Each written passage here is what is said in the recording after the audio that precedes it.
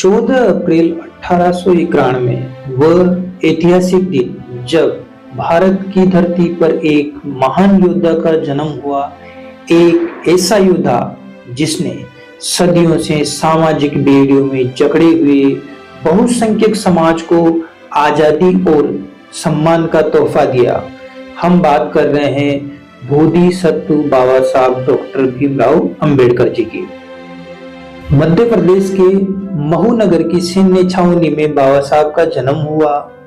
उनके माता पिता रामजी मालोजी सकपाल और भीमाबाई की 14वीं और सबसे छोटी संतान थे बाबा साहब।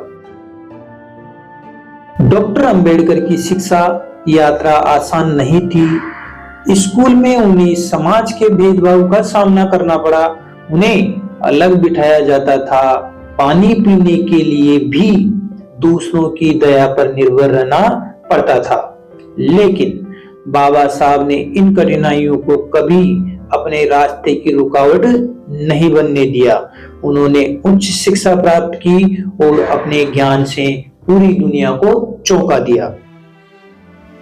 उन्होंने कोलंबिया विश्वविद्यालय से पीएचडी की और फिर लंदन स्कूल ऑफ इकोनॉमिक्स में अपनी पढ़ाई जारी रखी। उनका शिक्षा के प्रति यह समर्पण केवल उनके व्यक्तिगत विकास तक सीमित नहीं था। उन्होंने इसे एक हथियार बनाया जिसका उपयोग उन्होंने सामाजिक अन्याय और भेदभाव के खिलाफ किया। बाबा साहब का सबसे महान योगदान था भारत के संविधान का निर्माण।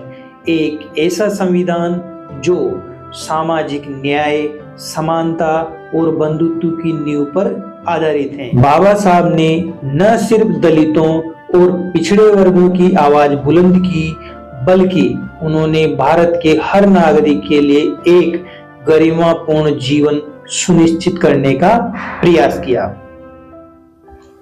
आज बाबा साहब अंबेडकर का योगदान सिर्फ इतिहास के पन्नों तक सीमित नहीं है, वह हमारे वर्तमान और भविष्य का आधार हैं। उनके विचार और उनकी शिक्षाएं हमें आज भी प्रेरित करती हैं और हर साल 14 अप्रैल को हम उनके जन्म दिवस को गर्व के साथ मनाते हैं।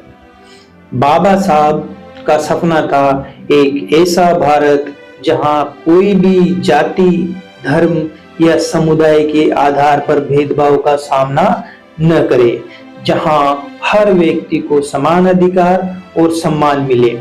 आज उनके उस सपने को साकार करने की जिम्मेदारी हम सभी पर है। बाबा साहब डॉक्टर भीमराव अंबेडकर ने हमें संविधान के रूप में एक अनमोल विरासत दी है। आइए हम इस महान योद्धा के विचारों और संघर्षों को याद करें और उनके द्वारा दिखाए गए रास्ते पर आगे बढ़ें। अगर आप बाबा साहब के जीवन और उनके संघर्षों के बारे में और जानना चाहते हैं तो इस चैनल को सब्सक्राइब करें और इस वीडियो को लाइक और शेयर करें। हमें कमेंट में बताएं कि बाबा साहब का योगदान आपके जीवन में क्या मायने रखता है।